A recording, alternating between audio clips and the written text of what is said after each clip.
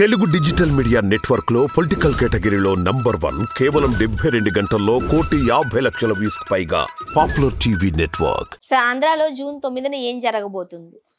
ఖచ్చితంగా ఆంధ్రాలో జూన్ 9 నాడు వైఎస్ఆర్సీపీ ప్రమాణ స్వీకారం జరుగుతుంది. ప్రజలు చాలా తెలివిగల వాళ్ళు, ప్రజలు చాలా ఘనమైన తీర్పు ఇవ్వబోతున్నారు. నా ఆఖరి నిమిషంలో మారింది మీ ఎస్టిమేషన్ చూడండి అంటున్నారు కొంతమంది.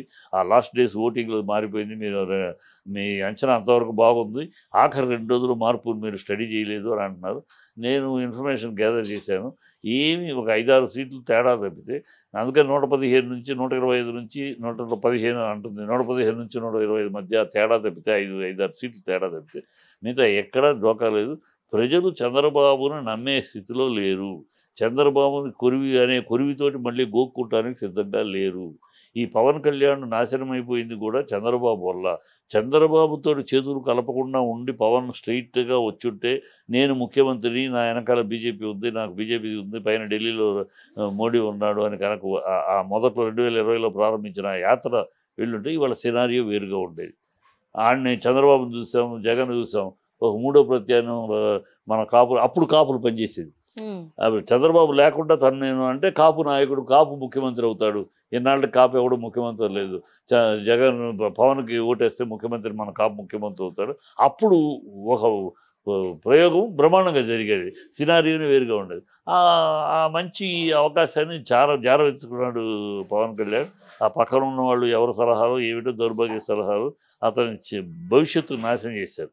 అతని భవిష్యత్తు ఇవాళ గెలవని ఓడవని, ఇవాళ తను ముఖ్యమంత్రి అనే క్యాండిడేటుగా, తను ముఖ్యమంత్రి క్యాండిడేట్గా తను బీజేపీ కాంబినేషన్లో కనుక ప్రయాణం చేసుకుంటే కమ్ వాట్ మే ఇవాళ కాకపోతే రేపైనా ఆల్టర్నేటివ్ తన యంగ్ ఏజ్ ఇవాళ అయితే అయ్యేవాడు, లేకపోయినా రేపు తనే కూర్చునేవాడు, తనే రేపటి నాయకుడు ఆంధ్రాకి అయ్యేవాడు.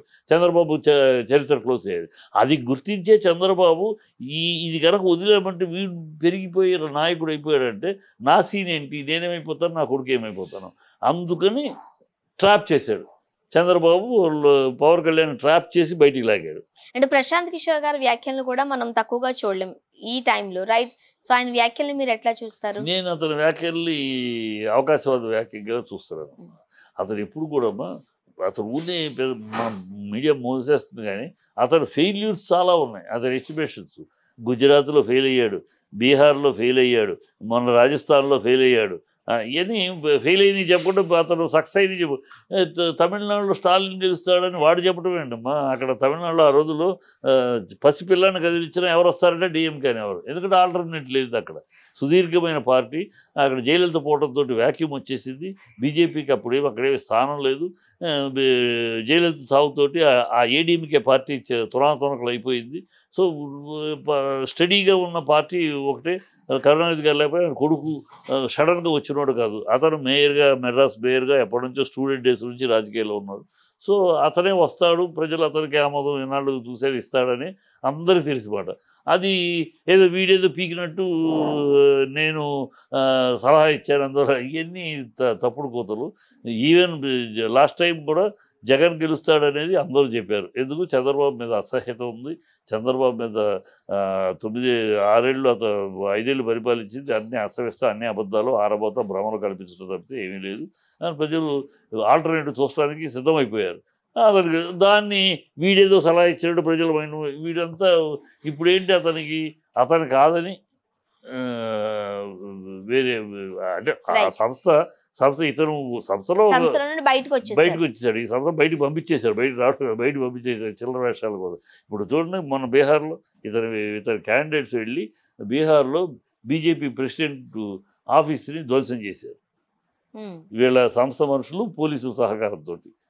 వీడన్నీ అరాచకాలు సృష్టించి తద్వారా ఫలితాల మార్పు జరిపించాలనే వ్యూహకర్త వీడు. ప్రజల మనోభావాలని రెచ్చగొట్టి గొడవలు, ఆ కులం ఈ కులం కొట్టుకుంటాం, ఆ మతం ఈ మతం కొట్టుకుంటాం, ఇలాంటివి సృష్టించి తద్వారా లబ్ధి పొందే మార్గాలు చెప్తూ ఉంటాడు. అంతేగాని విధ్వంసకారుడు వాడు, విద్వాంసుడే కానీ ఇది కాదు. కనుక వాడి మాటలు నేను ఇప్పుడే కాదు, ఇవాళ కాదు, నేను మొదటి నుంచి కూడా ఖండిస్తానన్నా. అరే స్టాలిన్ నేను గెలిపించానంటాడు, స్టాలిన్ గెలుస్తాడు చిన్న పిల్లాడు కూడా చెప్తాడు, జగన్ గెలుస్తాడని ఆ రోజు ఎవరిని అడిగినా ఆల్టర్నేటివ్ ఆయనే ఆల్టర్నేటివ్ చూస్తారని చంద్రబాబు మీద ఉన్న వ్యతిరేకత అతనికే వస్తుందని అందరూ అన్నారు.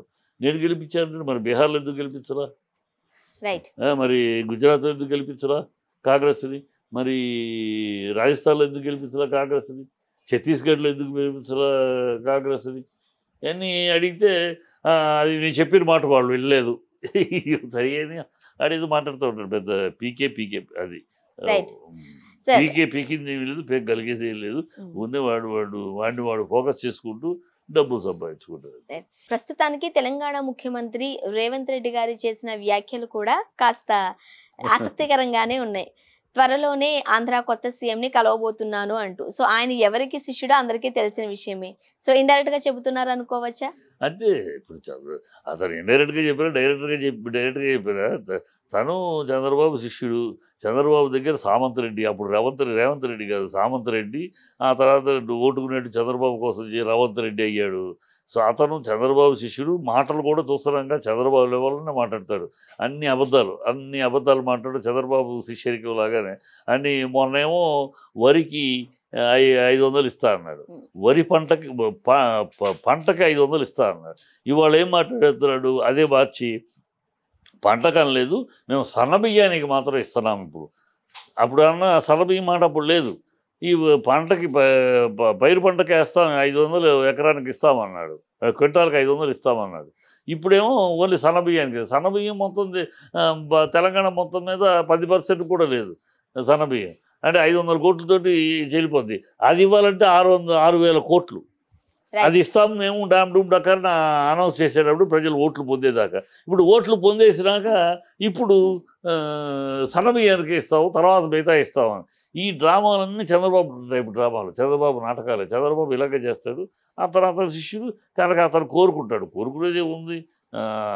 అల్పుడునే కోరుకుంటాడు. ఎప్పుడు అల్పుడునే కోరుకుంటాడు. అజ్ఞాని ఎప్పుడు అజ్ఞాని పక్కనే చేరుతాడు. అహంభావం ఎప్పుడు అహంభావితోటి ఉంటాడు. ఈ అల్పుడైన అల్పుడుగా ప్రసిద్ధి చెందిన రేవంత్ రెడ్డి అల్పుడుగా ప్రఖ్యాతిగాంచిన చంద్రబాబు కోసం కాక ఎవరి కోసం ఉంటాడు?